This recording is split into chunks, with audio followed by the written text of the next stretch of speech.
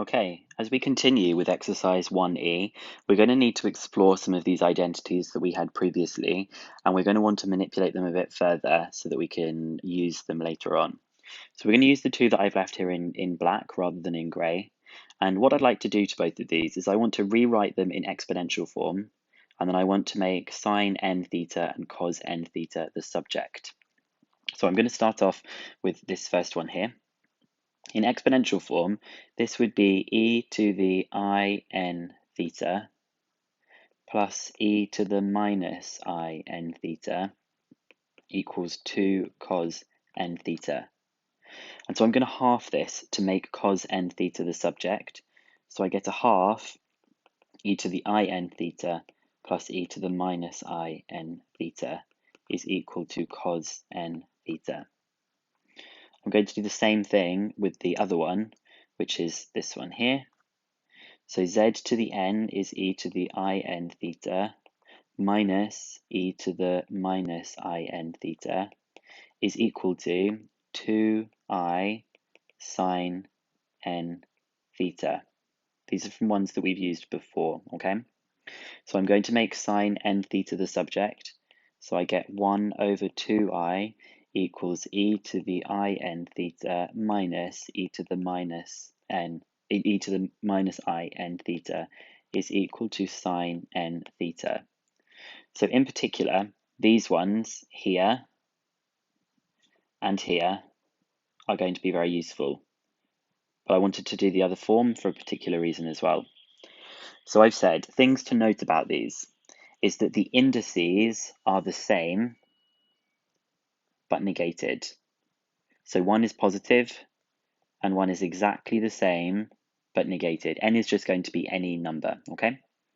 Another thing to notice is that cos n theta goes with plus, and that sine n theta goes with the minus. And this should actually remind us of hyperbolic functions, because hyperbolic functions like cos theta we know is a half e to the theta plus e to the minus theta.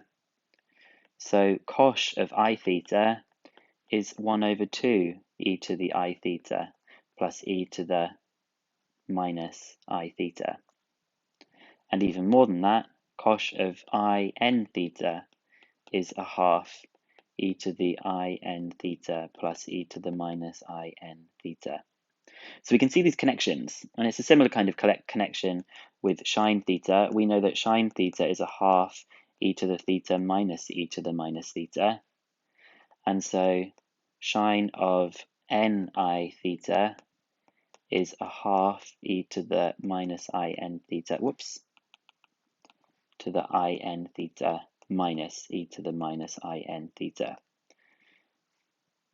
The only difference is this one has a dividing by I, so actually this one is I sine ni theta. But don't worry, I don't need you to use these things that I've got written over here. But what I want you to do is to be able to remember these things by recognizing that they are linked to hyperbolic functions. So if we can make something look like this or this, the bits I've highlighted in yellow, where they are the same power, but one is negated, and they are either being added or subtracted, we can replace them with either 2 cos n theta or 2I sine n theta. And the way you can remember this connection is because of your knowledge of hyperbolic functions.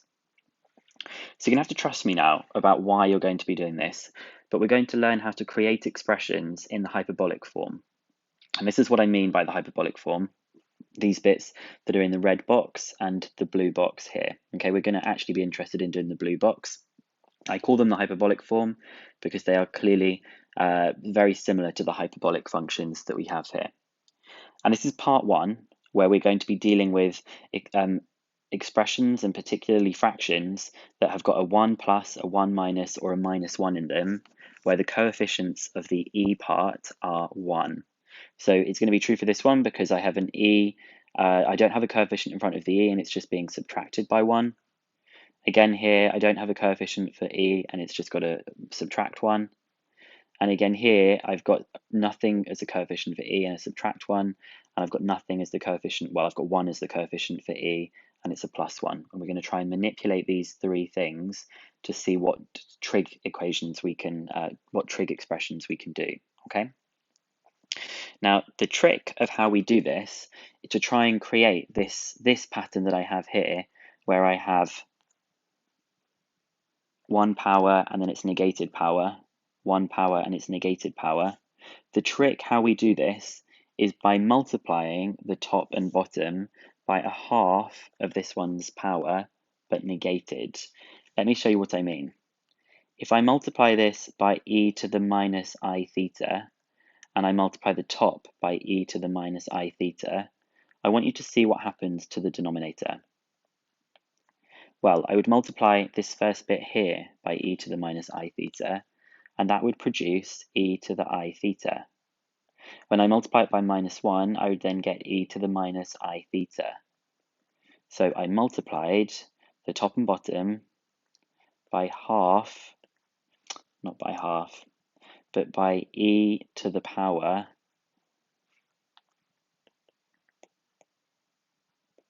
of a half of the other power. Bit hard to explain that. One quick note, don't worry if I've written ni theta or in theta, it doesn't matter about the order. Okay, so the reason I did this is because now this part that I've got on the bottom here is actually the same as the sine one that I've got, where n is equal to 1. So this means I can replace the denominator with 2i sine theta, because n is 1, so instead of doing sine n theta, I've just done sine theta. I'm just going to leave it there for now. It doesn't seem like I'm doing anything with this, but you'll see why this is going to be useful later. Okay, so for this one, I'm going to multiply the top and bottom by e to the power of half of the other power. So half of this power this is a third of theta. I'm going to do a sixth of theta, and it's going to be negative a half. I really should have said to the power of negative a half. So for this one, it's going to be the power of minus I theta over 6. It's a negative a half of I theta over 3. Make sure I'm doing the same on the top and the bottom. The top is going to be pretty boring. It's just going to be e to the 5 theta over 6 I. The bottom, we are going to have e to the I theta over 3 multiplied by e to the minus I theta over 6. So with the powers, you're going to be doing I theta over 3 minus I theta over 6, which is I theta over 6. So this is e to the I theta over 6. And then just by multiplying the next bit by -1, you're going to get e to the minus I theta over -6. So you can see now why it needs to be negated in order to create this bit, and half of it in order to create this bit.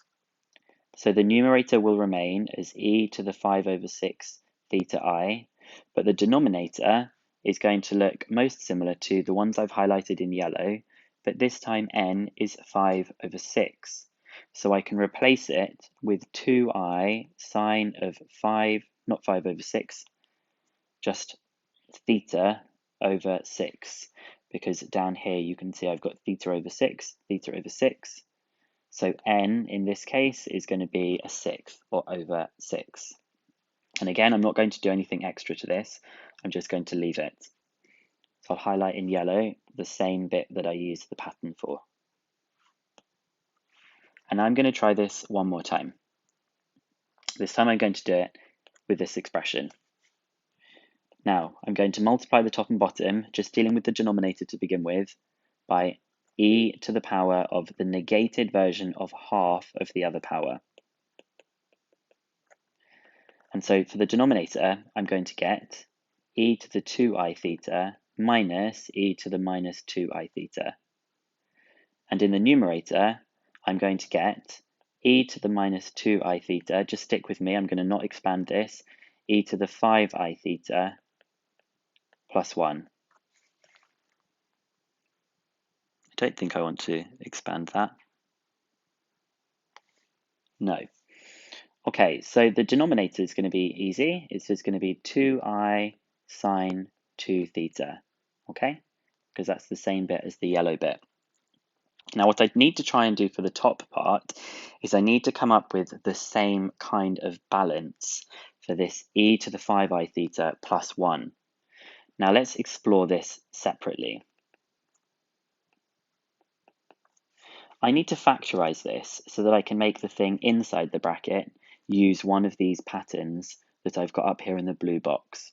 And it's going to be a plus 1, so it's going to be like this one that I have up here.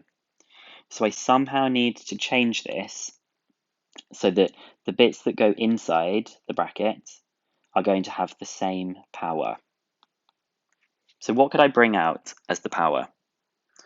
Well, I'm hoping you might spot, if I bring out e to the 5 over 2 I theta, I would have e to the 5 over 2 I theta for the first bit. So this time I've pulled out, I've divided by half of the power again. These two powers, when you add them, because they're being multiplied, will give you this. And what do I need to put here? Well, I need to put e to the minus 5 over 2 I theta, okay? Because e to the 5 over 2 I theta times by e to the minus 5 over 2 I theta is e to the 0, which is 1. So what we get, if I pull out this extra factor to the front, I have e to the minus 2 I theta, which is already there from before. And I'm also pulling out e to the 5 over 2 I theta. And then I have e to the 5 over 2 I theta plus e to the minus 5 over 2 I theta.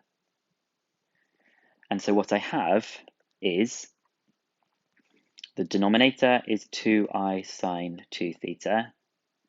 This bit that I have here, I'm going to show you at the top.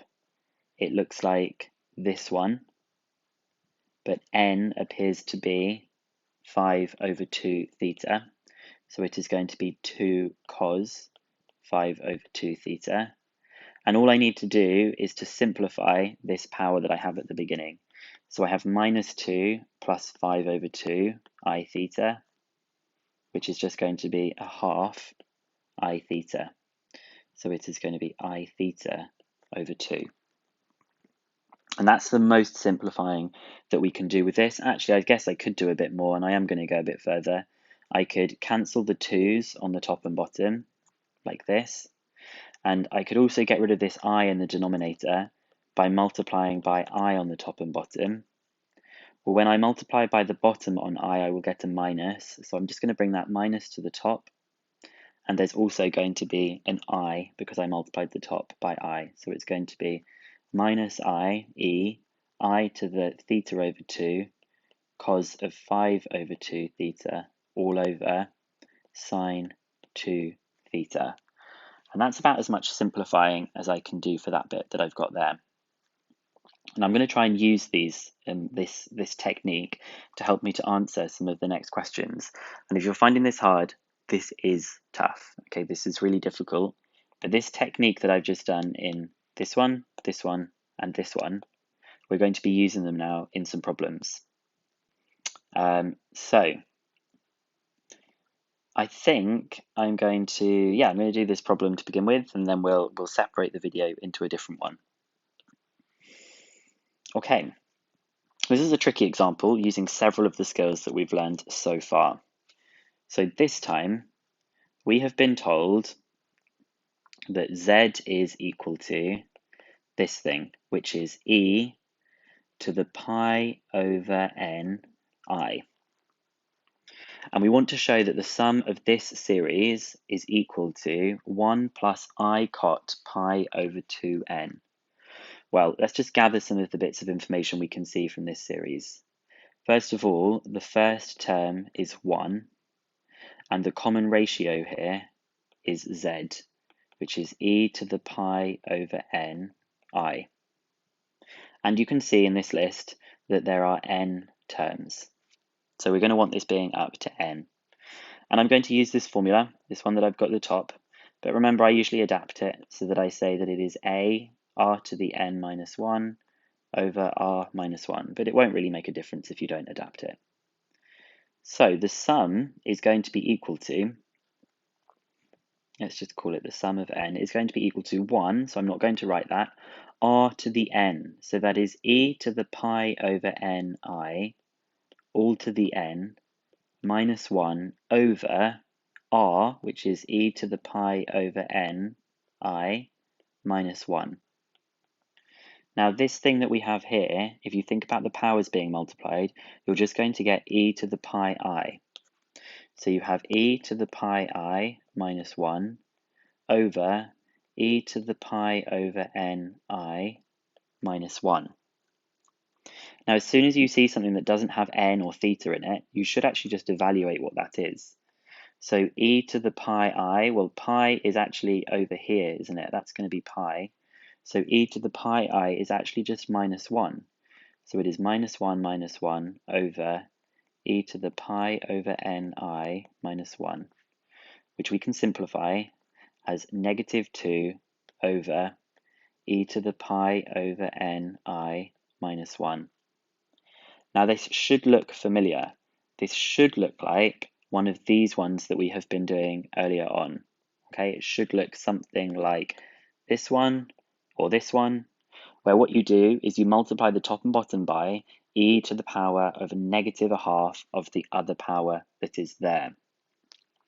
So the power that we've got here is this, pi over n.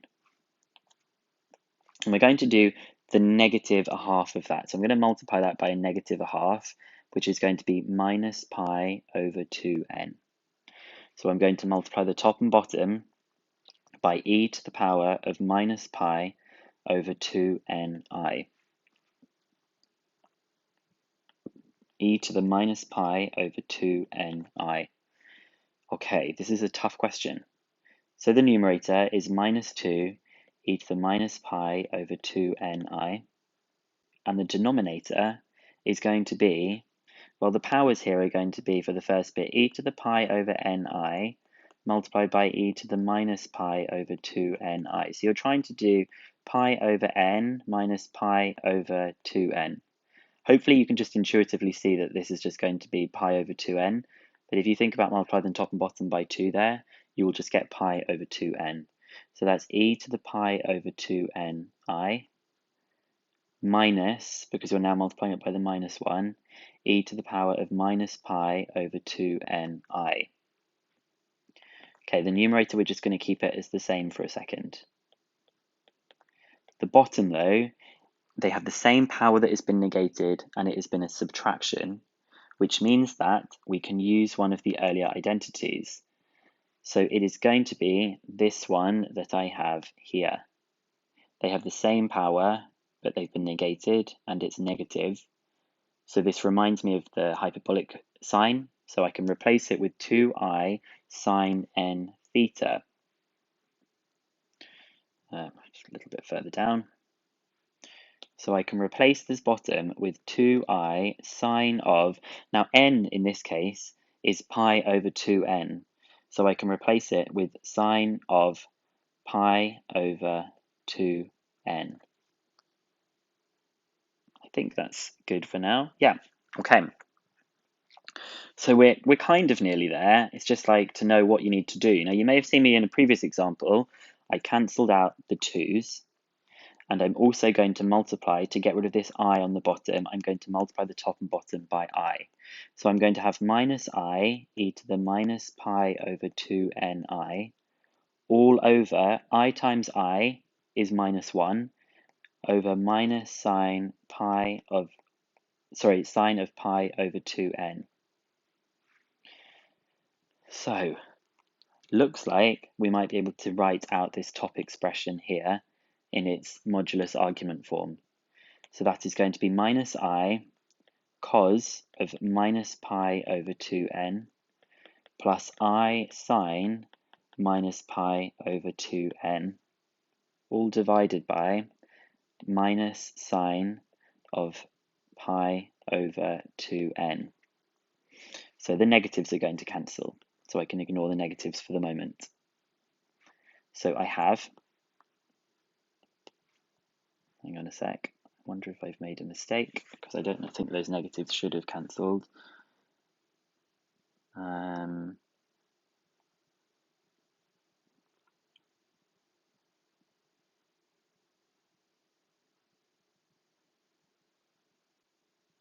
Okay, I think I'll just keep going and see what happens in case I have made a mistake here. I don't know if I have. No, I haven't made a mistake. So I'm going to expand the brackets on the top in a second, but I'm going to try and get all of the arguments to look the same. So I know that cos of minus pi over 2n is the same as cos of pi over 2n, and I can replace this with an I sine of pi over 2n. So I've switched it from pi over 2n, minus pi over 2n to pi over 2n, and I've gone from a plus to a minus now. And this is all being divided by sine of pi over 2n. So now I can expand the brackets, and I get I cos pi over 2n.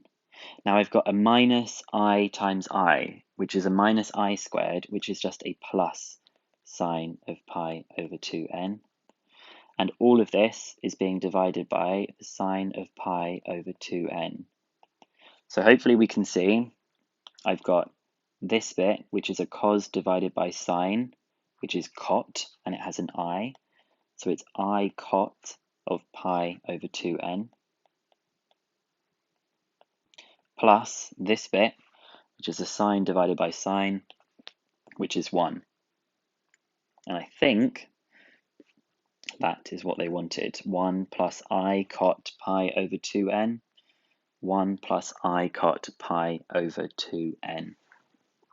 So I think this is an incredibly difficult example, but you can see how we had to use these things that we've got here, okay? Highly recommend reviewing this example that I've just done again here, because it is very, very challenging. I'm going to split it here.